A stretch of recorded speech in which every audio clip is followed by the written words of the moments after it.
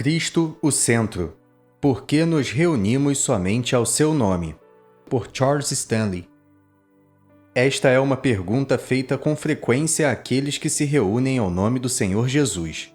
Muitos têm expressado o desejo de que fosse escrito um tratado claro sobre tão importante assunto, e por conseguinte, apresento afetuosamente as considerações abaixo a todos os amados filhos de Deus. A primeira razão de nos reunirmos somente ao seu nome é o valor de Cristo. Foi Deus quem o exaltou e lhe deu um nome que é sobre todo nome, para que ao nome de Jesus se dobre todo o joelho, e toda a língua confesse que Jesus Cristo é o Senhor, para a glória de Deus Pai. Filipenses 2, versículos 9 a 11. Assim, nosso bendito Deus e Pai se deleitou em honrar aquele que é a cabeça do corpo da Igreja, é o princípio e o primogênito dentre os mortos, para que em tudo tenha a preeminência. Colossenses 1,18. Neste nome, tão precioso para todo crente, se reuniam todos os cristãos nos dias dos apóstolos. E quando foram abertas as cortinas do futuro, o que viu João, o servo de Jesus Cristo? Ao ver a Jesus Cristo, disse: "E o seu rosto era como o sol, quando na sua força resplandece. E eu, quando o vi, caí a seus pés como morto. E ele pôs sobre mim a sua destra, dizendo-me: Não temas, eu sou o primeiro e o último." Apocalipse 1, versículos 16 e 17. Uma porta se abriu no céu. Que visão! A visão da glória futura do Cordeiro em meio aos milhões e milhões de redimidos. Um Cordeiro como havendo sido morto. Apocalipse 5, 6. E cantavam um novo cântico. Apocalipse 5, 9. Que privilégio estar ali e ouvir esse volume de indescritível gozo unindo-se a esse cântico. Nenhum dos que foram redimidos para Deus se recusará a cantar: Digno és. Hostes angelicais exclamarão em alta voz: Digno é o Cordeiro que foi morto de receber o poder, e riquezas, e sabedoria, e força, e honra, e glória, e ações de graças. Apocalipse 5:12. Sim, será possível ouvir toda a criação redimida dizendo: Ao que está sentado sobre o trono, e ao Cordeiro, sejam dadas ações de graças e honra e glória e poder para todo sempre. Apocalipse 5, versículos 13 e 14. Assim será adorado o nosso adorável Senhor, e assim será reconhecido no céu e por toda a criação. É este o conceito que Deus tem do Cristo ressuscitado, que uma vez morreu por nossos pecados, o justo pelos injustos, para levar-nos a Deus. 1 Pedro 3,18. E assim será feita a vontade de Deus no céu. Se alguma alma preocupada e ansiosa estiver lendo estas linhas, deve notar bem que esta é a glória redentora de Cristo. E quem são esses milhões de adoradores redimidos por seu sangue? Malfeitores moribundos, Maria Madalenas, pecadores da cidade. E será que Jesus é digno de trazer a esses tais para a glória? Sim, o mais santo, santo, santo Deus diz que ele é digno. E toda a criação exclama: Amém. Oh, você, querido leitor, dá crédito a Deus agora? Este Cristo ressuscitado é tão digno que Deus diz: Sejai-vos, pois, notório, que por este se vos anuncia a remissão dos pecados, e de tudo o que, pela lei de Moisés, não pudeste ser justificados, por ele é justificado todo aquele que crê. Atos 13, versículos 38 e 39. Portanto, a salvação é inteiramente por Cristo. Bem-aventurados aqueles que podem dizer: Temos a redenção pelo seu sangue, a remissão dos pecados. Efésios 1, 7, versão Almeida atualizada. Não presumo poder expor, por meio da pena ou da palavra, a gloriosa preeminência de Cristo. Aponto para as Escrituras que tão claramente mostram a dignidade de Cristo. Mas muitos que lerem este livreto perguntarão: qual é o cristão verdadeiro que duvida, por um instante que seja, de quão digno é Cristo ou da grandeza de seu exaltado nome? Com certeza há uma corda no coração de todo cristão que vibra em resposta ao nome de Jesus. Porém, a pergunta é: quanta ou quão grande é essa dignidade? Pode haver 100 cristãos em um pequeno povoado ou 1000 em uma cidade. Quero dizer, aqueles que realmente têm a redenção pelo sangue de Cristo, cujos pecados são perdoados. Ora, se Jesus é digno do louvor e da adoração unida de toda a criação, se todos os milhões de redimidos no céu se reunirão ao redor de sua adorável pessoa, então não é ele digno da adoração unida de 100 em uma vila e de 1000 em uma cidade, sobre a terra? Certamente no céu, todo nome e divisão deixará de existir. E por que não também na terra? Portanto, é um grande erro supor que nos separamos de todo nome e divisão porque cremos que somos melhores do que os queridos filhos de Deus que estão nessas divisões. Longe de nós pensar assim. Não, é porque Jesus é digno. Sim, digno do sacrifício de se deixar todo nome ou divisão e se reunir ao seu nome bendito, à sua pessoa bendita somente. Sim, meus caros crentes, ele é digno de que vocês não reconheçam outro nome a não ser o dele. Que será que pensam os anjos, sabendo e deleitando-se, como fazem, no nome exaltado de Jesus, quando veem nossas atitudes sobre a terra? As divisões neste mundo devem apresentar um obscuro contraste quando comparadas à unidade existente no céu. Em muitos lugares pode-se ver todo o povo redimido de Deus levando vários nomes, e nem ainda 2 ou 3 reunidos unicamente ao nome de Jesus. Mesmo assim, Jesus é digno de que todo crente de uma localidade se congregue somente ao seu nome. Sendo assim, se a vontade de Deus se faz tão evidente no céu, ao estarem todos congregados à pessoa do Cordeiro, como posso orar? Seja feita a tua vontade, assim na terra como no céu. Mateus 6,10. A menos que esteja pronto a deixar todo nome e divisão sobre a terra, como se faz no céu? Não seria mais honesto admitir: tenho estado na divisão tal, e todos os meus amigos estão ali. Dispensa-me, portanto, de fazer a tua vontade sobre a terra como se está fazendo no céu. Será que é custoso demais reconhecer o senhorio de Cristo para a glória de Deus Pai e não reconhecer a nenhum outro além de Cristo? Deus dá o mais elevado valor ao nome de Jesus. O homem diz que não importa que nome se leve. Não é a natureza humana a mesma em todos os lugares? Não há a mesma tendência idólatra onde se reconhece qualquer nome como a cabeça de uma divisão? Ao se exaltar esse nome, o nome de Jesus não é reconhecido, até que, por fim, torna-se de pouca importância o ser cristão. Porém, uma grande coisa pertencer à denominação tal.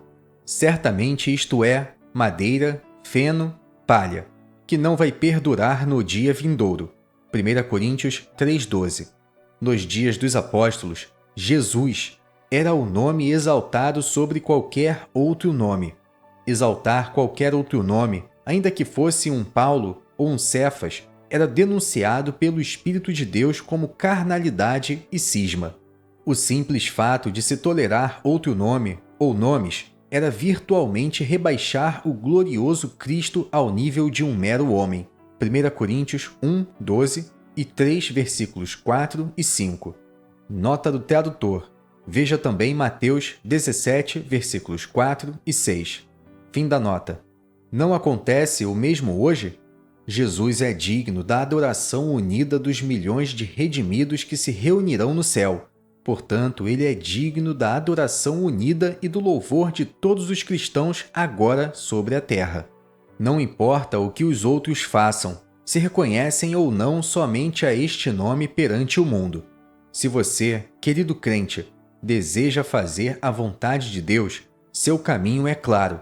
Deixe todo nome e divisão e congregue-se somente ao nome do Senhor Jesus, o Senhor exaltado do céu. A dúvida que pode surgir agora na mente de alguém é quanto ao tipo de presidência na igreja que está realmente de acordo com os pensamentos de Deus. Isto nos conduz à segunda razão. A soberania do Espírito de Deus. Esta é a segunda razão pela qual nos reunimos somente ao nome do Senhor Jesus. Antes de Jesus partir deste mundo, quando se encontrava no meio dos seus discípulos, ele disse: Eu rogarei ao Pai, e ele vos dará outro Consolador, para que fique convosco para sempre. O Espírito de verdade, que o mundo não pode receber, porque não o vê nem o conhece, mas vós o conheceis, porque habita convosco e estará em vós. João 14, versículos 16 e 17. O Senhor Jesus prometeu solenemente que o Consolador, ou Amparador, nos ensinaria todas as coisas. Jesus disse: Ele testificará de mim. João 15, 26. Observemos que Jesus não prometeu uma influência, mas a pessoa divina e real do Espírito Santo, uma pessoa tão real quanto Jesus. E tão real quanto foi o testemunho que Jesus deu do Pai, assim também o Espírito testifica de Jesus. E além disso, o Espírito Santo nos guiará a toda a verdade. Ele me glorificará. João 16, 14. Deus cumpriu esta promessa. Tendo sido Jesus glorificado nas alturas, Deus enviou o Espírito Santo. Atos 2, versículos 4 a 38. Então, a partir daquele momento, será em vão procurarmos, em todo o Novo Testamento, qualquer tipo de presidência na Igreja, exceto a direção soberana do Espírito Santo. Vemos o Espírito Santo presente com a Igreja em Atos de uma forma tão real quanto foi a presença do bendito Jesus com os discípulos nos Evangelhos. O Pentecostes foi uma admirável manifestação da presença e do poder do Espírito Santo. E tendo orado, moveu-se o lugar em que estavam reunidos, e todos foram cheios do Espírito Santo, e anunciavam com ousadia a palavra de Deus. Atos 4:31. Sim, foi tão real a presença do Espírito Santo que Pedro, no caso de Ananias, disse: Por que encheu Satanás teu coração para que mentisses ao Espírito Santo? Atos 5:3. E quando o Evangelho foi pregado aos gentios, o Espírito Santo desceu sobre eles da mesma forma. Atos 11:15. O mesmo sucedeu em Antioquia. Atos 13:52. E quão clara e definida foi a direção dada pelo Espírito Santo ao apóstolo Paulo e aos seus companheiros quando foram impedidos pelo Espírito Santo de anunciar a palavra na Ásia e intentavam ir para a Bitínia, mas o Espírito de Jesus não lhe permitiu. Atos 16, versículos 6 e 7. Veja ainda Atos 19, 2. Se passarmos agora a 1 Coríntios 12, a presidência do Espírito na Igreja se apresenta com a maior evidência. Ora, há diversidade de dons, mas o Espírito é o mesmo. Mas a manifestação do Espírito é dada a cada um, para o que for útil. Versículos 4 e 7. Esta passagem é geralmente aplicada ao mundo, em forte oposição ao versículo das Escrituras que diz: o Espírito de verdade que o mundo não pode receber, porque não o vê nem o conhece. João 14, 17. Mas acerca de qualquer variedade de dons que exista na Igreja, um só e o mesmo Espírito opera todas estas coisas, repartindo particularmente a cada um como ele quer. 1 Coríntios 12, 11. Responda-me agora: qual denominação reconhece desta forma o Espírito de Deus em nossos dias? Não há uma que o faça, pois a partir do momento em que qualquer assembleia de cristãos reconhecer desta forma o Espírito de Deus, nesse momento deixa de ser uma divisão ou denominação, pois o Espírito Santo não honrará a nenhum nome senão o nome do Senhor Jesus. Vamos então comparar uma assembleia que tem 1900 anos com uma assembleia denominacional de nossos dias e isto ficará evidente. Todos os cristãos em uma localidade se reuniam juntos ao nome de Jesus. O Espírito lhes dava diversidade de dons, sendo alguns dotados para pregar, outros para ensinar, outros para exortar, e assim sucessivamente com todas as diversas manifestações do Espírito. E ele, o Espírito, estava realmente no meio deles, repartindo particularmente a cada um como queria. Falavam 2 ou 3. Se algo fosse revelado a outro que estivesse assentado, o primeiro se calava. E esta é a ordem de Deus, conforme lemos em 1 Coríntios 14, versículos 29 a 33. E falem 2 ou 3 profetas, e os outros julguem. Mas se a outro, que estiver assentado, for revelada alguma coisa, cale-se o primeiro. Porque todos podereis profetizar, uns depois dos outros, para que todos aprendam, e todos sejam consolados. E os espíritos dos profetas estão sujeitos aos profetas, porque Deus não é Deus de confusão, senão de paz, como em todas as igrejas dos santos. Quando a direção soberana do Espírito de Deus era reconhecida, a ordem existente era claramente esta. Agora, entremos em alguma igreja, pertencente a alguma denominação de nossos dias. Responda-me, quando é que se aguarda ou se permite que o Espírito Santo reparta particularmente a cada um como ele quer? Pode não ser intencional, mas a direção do Espírito Santo tem sido posta de lado. Um homem toma o seu lugar, e seja esse homem guiado ou não pelo Espírito, esteja em feliz comunhão com o Senhor ou não, ele tem que preencher o tempo. O fato de não se reconhecer a presença pessoal e a direção soberana de Deus, o Espírito Santo, é muito triste. Os diferentes dons não são exercitados e a obra de ministério acaba sendo o encargo de um só homem. Mas o pior de tudo é que o Espírito de Deus não é reconhecido na Assembleia, para que a dirija em adoração e uma ordem humana, ou melhor, toda a sorte de desordem humana, toma lugar. Poderá soar bem chamar a isto de liberdade de consciência, mas onde está a liberdade do Espírito de Deus para usar aqueles que Ele quer para a edificação da Igreja de Deus? Será este um assunto de pouca importância? Porventura não foi o não reconhecer a direção e a presidência de Deus pelo seu povo Israel e o desejo de ter um homem como rei no lugar de Deus um triste passo no caminho da queda desse povo? E qual é a história dos profetas, senão a de uns poucos homens, em meio de um povo que se esqueceu de Deus, que encontravam e sustentavam esta bendita realidade, a presença de Deus entre eles? Quão solene ensinamento temos no livro de Jeremias. Ele se assentou solitário. Jeremias 15:17. Porém foi chamado pelo nome do Senhor, Deus dos exércitos. Quão doces são as palavras do Senhor a ele. Tornem-se eles para ti, mas não voltes tu para eles. Jeremias 15, versículos 6 a 21. Tal é, sem dúvida, o solene e bendito lugar, nestes dias, de todos aqueles que têm sido levados a reconhecer a presença real do Espírito Santo na Assembleia. Na verdade, estes têm constatado que as palavras do Senhor são mais doces que as dos homens. Oh, que todos os queridos filhos de Deus, em todas as denominações, venham a conhecer a bênção de uma sujeição de coração não fingida à soberana direção do Espírito Santo. Onde quer que isto exista, não em uma forma simplesmente aparente, mas real, o Espírito Santo testifica de Cristo de uma maneira tal que nenhuma sabedoria humana pode sequer imitar.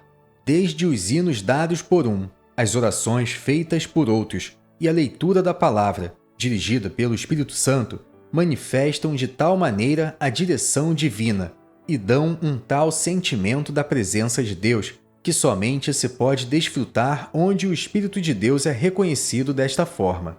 Portanto, não devo ir aonde não é reconhecido aquele a quem o Pai enviou para nos guiar, nos guardar e habitar conosco até o fim.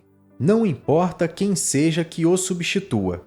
Deus está sempre com a razão e o homem está equivocado. Não se trata de uma questão de opinião, mas sim uma questão de reconhecer ou então usurpar o lugar do Espírito Santo como o guia soberano e aquele que preside na Assembleia. Tenho encontrado a realidade de sua própria presença, por isso devo estar separado de toda a comunidade onde ele não seja assim reconhecido. Apresento, a seguir, a terceira razão de nos reunirmos somente ao nome de Cristo. A unidade da Igreja. Ou, mais corretamente, a unidade do um só corpo.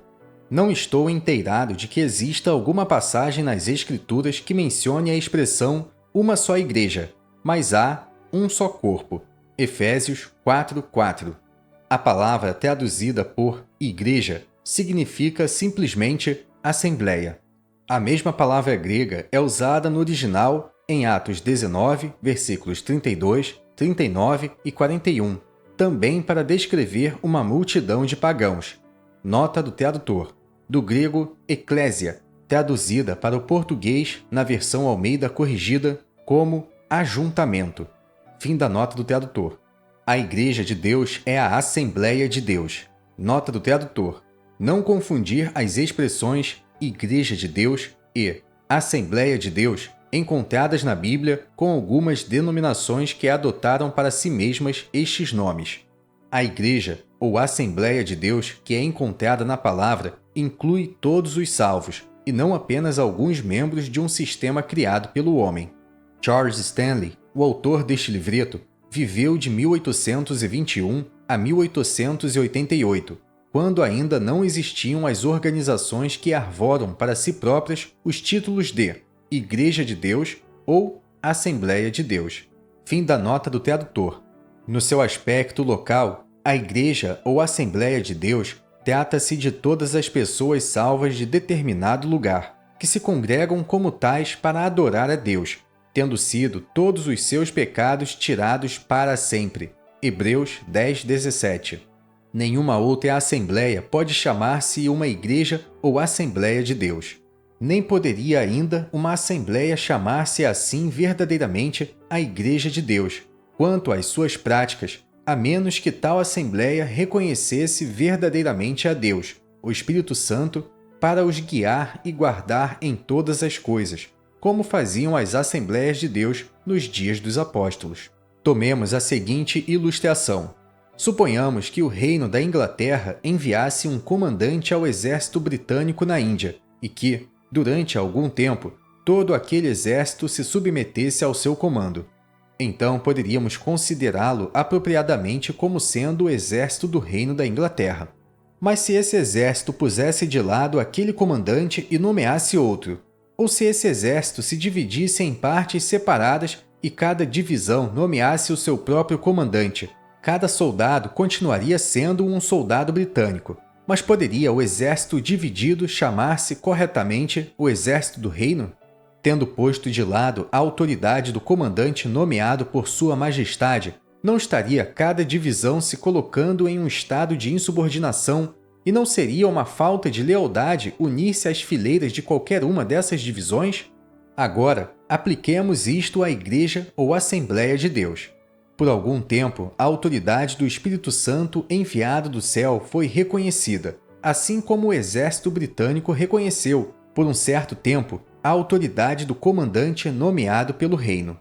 Logo, porém, a autoridade soberana do Espírito Santo foi posta de lado e, por esta razão, nenhuma divisão da Igreja professa pode chamar-se a verdadeira Assembleia ou Igreja de Deus, assim como nenhuma divisão do exército britânico que deixasse de reconhecer o comandante nomeado por Sua Majestade e estabelecesse seu próprio comandante, poderia chamar-se o verdadeiro exército do reino. Estou plenamente de acordo que, tendo a direção do bendito Espírito de Deus sido esquecida por tanto tempo, torna-se muito difícil fazer com que os cristãos de hoje compreendam o que isto significa. Tomemos outra ilustração. É anunciado que um certo estadista presidirá uma reunião pública dos habitantes de um lugar qualquer. A assembleia se reúne, o estadista vem, põe-se em pé no palanque, mas ninguém o reconhece. Ele fala, mas ainda assim ninguém lhe dá ouvidos. O povo envia uma mensagem após outra à casa daquele mesmo estadista, rogando-lhe que compareça à reunião. Eles desejam sua influência, porém desconhecem sua presença pessoal e acabam nomeando algum outro para presidir. Este é um quadro exato das divisões nos dias de hoje. Não importa de que maneira tenhamos entristecido o Espírito e o não tenhamos reconhecido. Ainda assim, essa preciosa promessa se cumpre, e Ele, o Pai, vos dará outro Consolador, para que fique convosco para sempre. João 14:16. Sim, do mesmo modo como o estadista encontrava-se presente, embora o ignorassem, pois continuavam a enviar mensagens à sua casa, assim também o Espírito Santo veio à Assembleia de Cristãos. Está presente no exato momento em que se está fazendo oração em ignorância para que ele venha do céu. Na verdade, há cristãos que, quando oram, parecem mais estar orando apenas por uma influência. Não seria ofensivo falar de Deus, o Pai, como sendo uma influência? Não seria por demais repugnante dizer que a vinda de Deus, o Filho, a este mundo foi somente uma alegoria ou uma influência? E porventura não é Deus, o Espírito Santo, uma pessoa tão real agora sobre a terra como foi o Filho quando esteve neste mundo e que agora está no céu? O que um comandante é para um exército ou um presidente para uma reunião, assim é o Espírito Santo para a Assembleia de Deus, mandando, dirigindo, usando aqueles quem ele quer. Nenhuma assembleia, onde ele não é assim reconhecido, pode chamar-se a Assembleia de Deus. Portanto, devo me separar de tais assembleias se quiser ser leal a Deus. Mas poderá haver objeções. Acaso não tem havido fracasso e divisão entre aqueles que professaram reconhecer o Espírito de Deus? É triste termos que admitir isto, mas nada poderia provar com maior clareza a verdade destas declarações com respeito à presença do Espírito. Qual tem sido a causa de toda tristeza e divisão? Deixar de lado a direção soberana do Espírito Santo. Porém, dizer que o fracasso é a razão pela qual alguém não deve reconhecer a direção do Espírito na Assembleia, ou referir-se ao fracasso como uma desculpa para permanecer onde o Espírito não é reconhecido, é como alguém dizer que deve, como indivíduo, deixar de andar no Espírito só porque algum cristão, ou ele próprio, fracassou em seu caminho. Acaso não devem nossos pecados e fracassos passados fazer-nos mais vigilantes e sinceros para andar em Espírito? Somente Ele é o salvaguarda do cristão e da Igreja. Bendito guardião!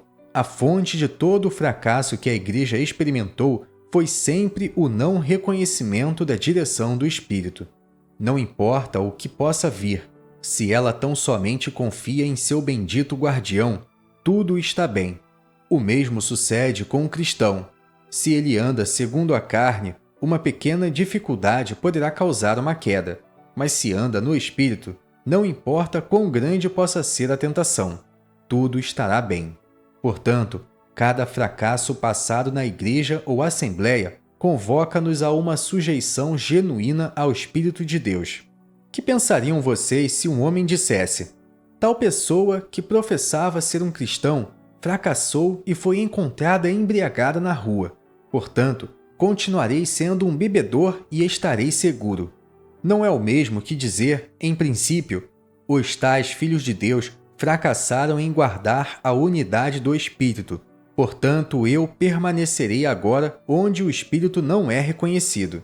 Rogo que não julguem esta solene pergunta pelo fracasso do homem, mas sim pela palavra de Deus. Todas as minhas coisas são tuas, e as tuas coisas são minhas, e nisso sou glorificado, para que sejam um como nós somos um. João 17, versículos 10 e 22. Estas preciosas palavras de Jesus abrangem cada filho de Deus durante esta dispensação.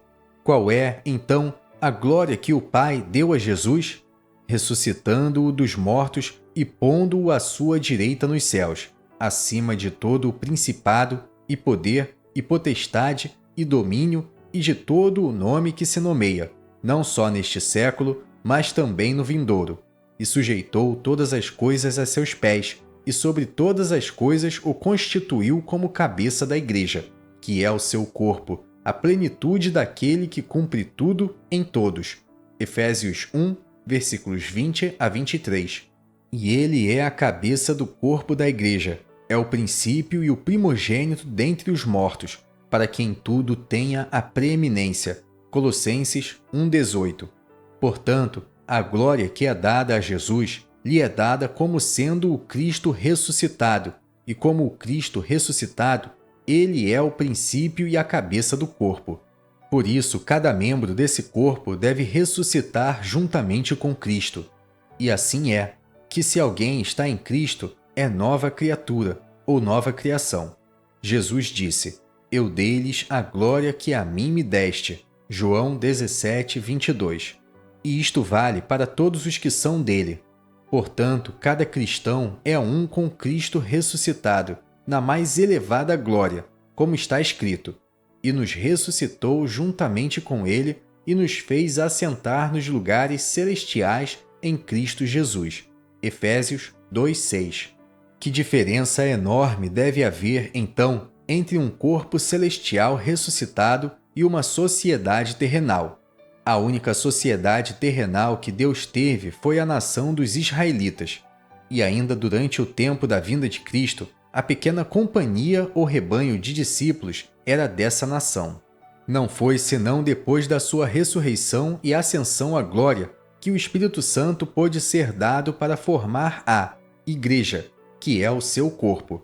Efésios 1, 22.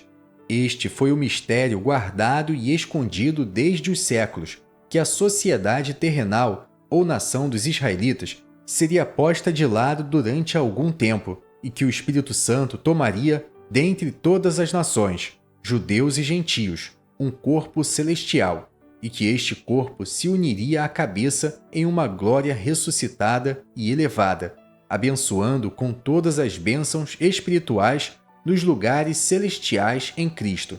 Onde quer que um filho de Deus esteja, no que diz respeito ao seu corpo aqui na terra, em espírito, ele é tão verdadeiramente um com o Cristo ressuscitado quanto um membro do corpo humano é unido à pessoa a qual esse membro pertence. Portanto, ser um em Cristo não é uma união, mas uma unidade perfeita. Assim como não podemos falar em união dos membros do corpo humano, porque todos esses membros constituem uma única pessoa, assim também é o Cristo celestial ressuscitado. Porque, assim como o corpo é um e tem muitos membros, e todos os membros, sendo muitos, são um só corpo, assim é Cristo também. Pois todos nós fomos batizados em um Espírito, formando um corpo, quer judeus, quer gregos, quer servos, quer livres. Ora, vós sois o corpo de Cristo, e seus membros em particular. 1 Coríntios 12, versículos 12 a 27. Certamente o Espírito usa a linguagem mais forte possível e as figuras mais notáveis para expressar essa admirável unidade. Compare a passagem acima com a seguinte: porque somos membros do seu corpo. Efésios 5:30. Não diz que éramos um com ele durante sua vida na carne, pois isso teria sido impossível. Se ele não tivesse morrido, teria ficado só. João 12:24. A unidade terrenal de homens pecadores com um Cristo sem pecado não teria sido possível. Não, ele tinha que morrer, e morreu pelos pecados de muitos. E havendo passado pela morte por nós, como nosso substituto, havendo por meio do derramamento de seu precioso sangue pago o nosso resgate, ele foi levantado de entre os mortos, e isso como nosso fiador justificado. Isaías 50:8. E tudo isso por nós. Ressuscitou para nossa justificação. Romanos 4:25. E somos, assim, considerados mortos com ele, justificados com ele e um com ele, nesse seu estado ressuscitado, justificado e sem pecado. De maneira que somos, e não éramos, um com ele. Assim como um homem é uma única pessoa, mesmo que tenha muitos membros, assim também é Cristo ressuscitado.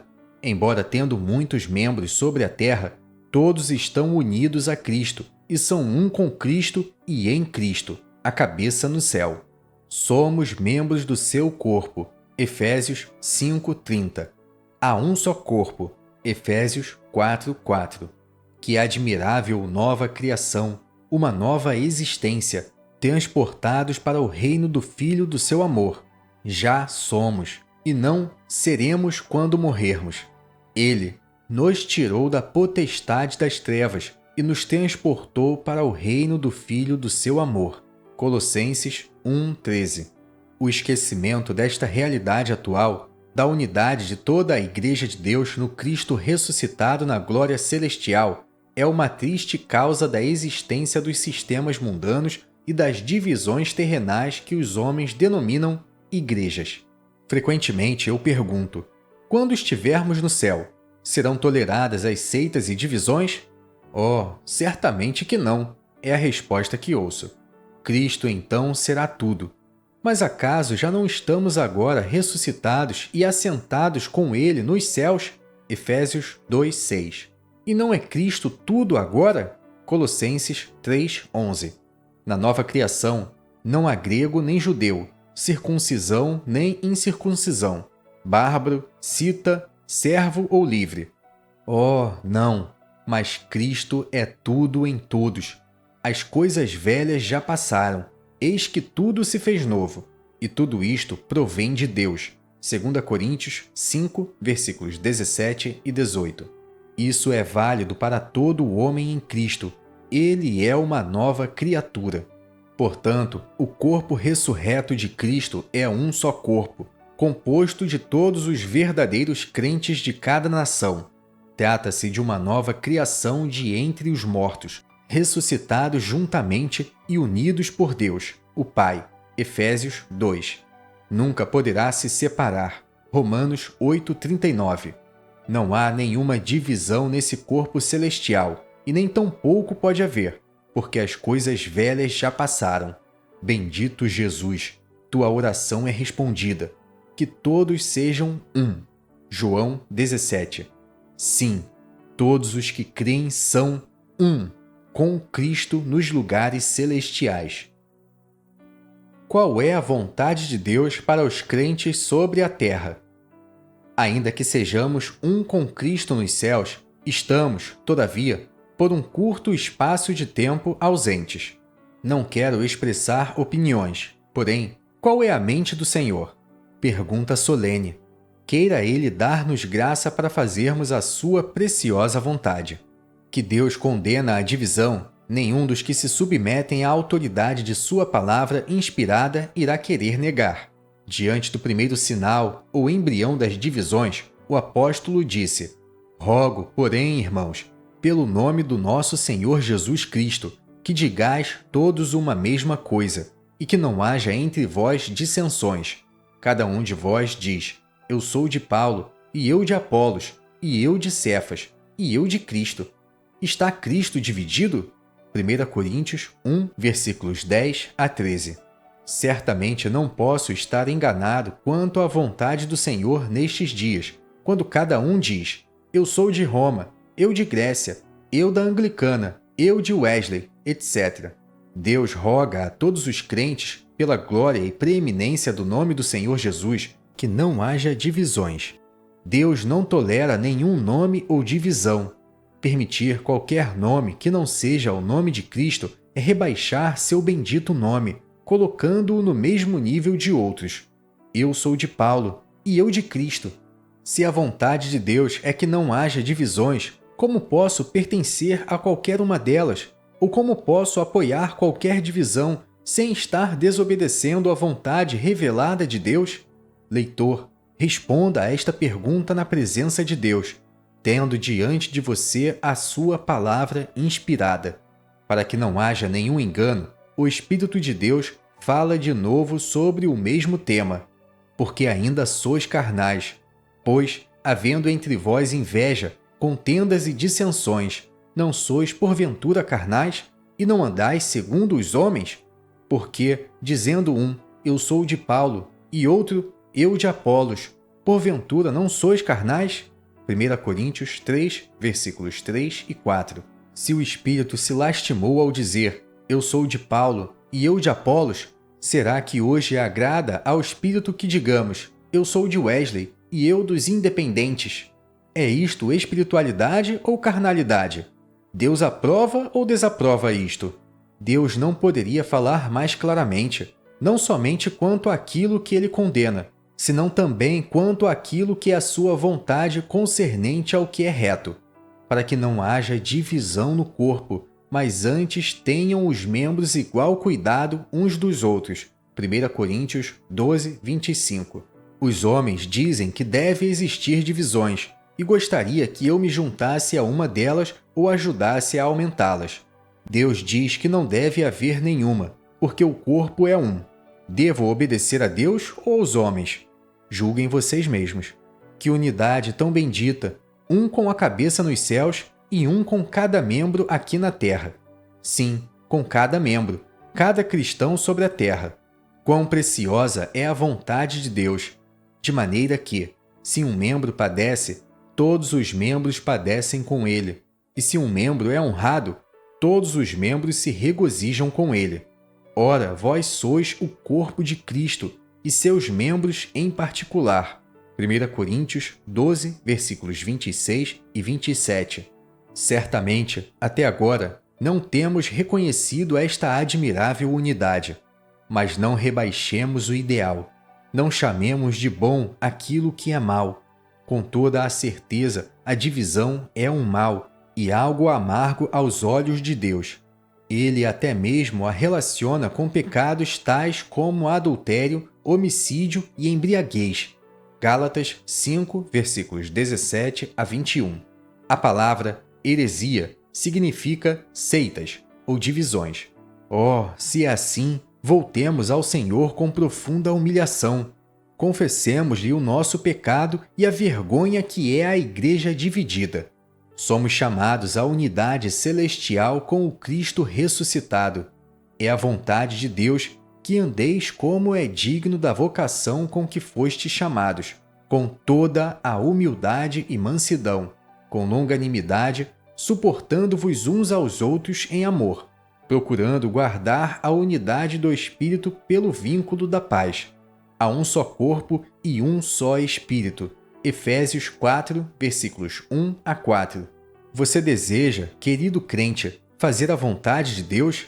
Então aqui está o bendito caminho, a unidade do Espírito. Cristo deve ser sempre a cabeça. O bendito Espírito reúne a pessoa de Cristo. E onde estão 2 ou 3 reunidos ao seu nome, ali está ele no meio deles. Mateus 18, 20. O homem faz uma reunião, em qualquer nome que lhe agrade. Somente o Espírito congrega os crentes a Cristo. As duas coisas são tão diferentes como a unidade que existe no céu e a dispersão que existe na terra. Todos os crentes são um no Cristo ressuscitado, e a vontade de Cristo é que essa unidade seja manifestada ao mundo inteiro.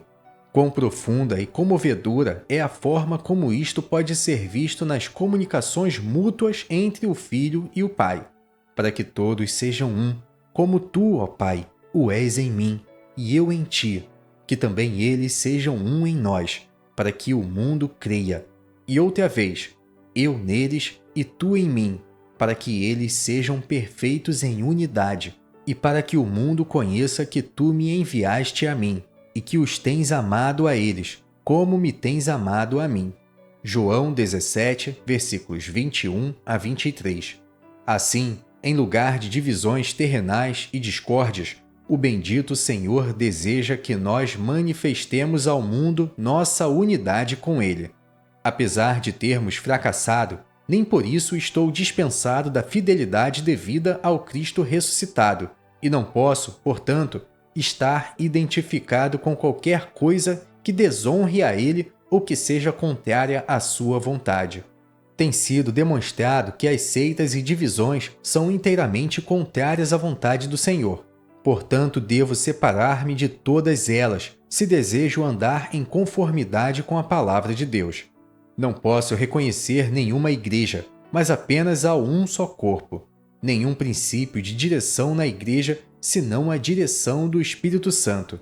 Nenhum outro nome, senão o nome do Senhor Jesus Cristo, a única cabeça do corpo ressuscitado, que é a Igreja de Deus.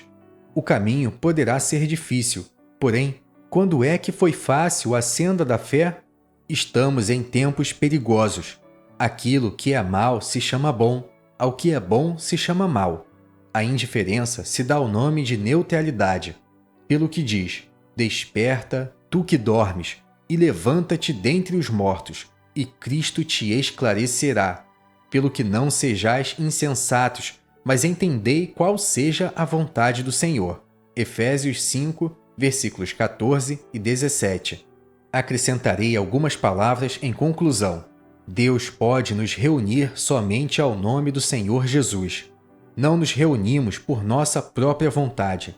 Devemos buscar unicamente a glória de Cristo e também ganhar almas para Ele. Não nos envergonhemos de seu precioso nome e do bendito lugar no qual Ele nos colocou como suas testemunhas. Sim, levantemo-nos como um só homem para fazer conhecido tudo o que é devido a Cristo. Porém, isto só pode ser feito com uma fé firme. Poderá haver o nome e a forma, porém não o poder. Se somos reunidos ao nome do Senhor Jesus, será que esperamos sempre que o Espírito testifique dele? Quando os homens vão escutar um pregador eloquente, esperam ouvir a esse homem. E nós, esperamos o ensino do Espírito de Deus pela palavra? Porventura não agrada a Deus usar os dons que Ele deu à igreja? É claro que sim. Não estou falando aqui de um impulso cego, ou daquilo que alguns chamam de luz interior de um ser humano. Não. Eu pergunto, cremos verdadeiramente na presença da pessoa divina do Espírito Santo? Então, que ninguém, por assim dizer, já ensaiado, se levante para expor seus próprios pensamentos e que o mais débil não diga, não reúno condições necessárias para que Deus me use. Que haja uma verdadeira entrega de nós mesmos a Deus, seja para estarmos quietos ou para sermos usados para falar as palavras que Ele der, ainda que seja apenas a leitura de um versículo das Escrituras. Porventura não tem sido assim que normalmente experimentamos mais do verdadeiro poder da presença de Deus, e isto de uma forma indescritível? Quão bendito é sentir que estamos em Sua presença, escutar as Suas palavras, como se Ele estivesse falando em uma voz audível. Oh, que haja muita oração fervorosa para que a direção do Espírito Santo seja manifestada, sentida e vista em cada reunião. Tenham fé, irmãos meus, em Deus. Há trabalho para cada membro, segundo a medida da sua graça. Nem todos são capazes de falar em público. Porém, acaso Deus não pode usar os esforços mais débeis ou uma palavra que seja? Sim. Com frequência, a oração de um homem pobre, cheio do Espírito, é de muito maior bênção para os santos do que a eloquência de um apóstolo. Queira o Senhor mesmo dirigir-nos a uma genuína submissão ao Espírito Santo, de acordo com sua bendita palavra. Estaria você pronto a abandonar tudo aquilo que não subsistir ao exame da palavra de Deus e permanecer nesta posição e não aceitar nada menos do que isso, mesmo que possa ficar sozinho numa tal posição? Texto escrito por Charles Stanley. Narração realizada pelo canal Livros Cristãos em Áudio.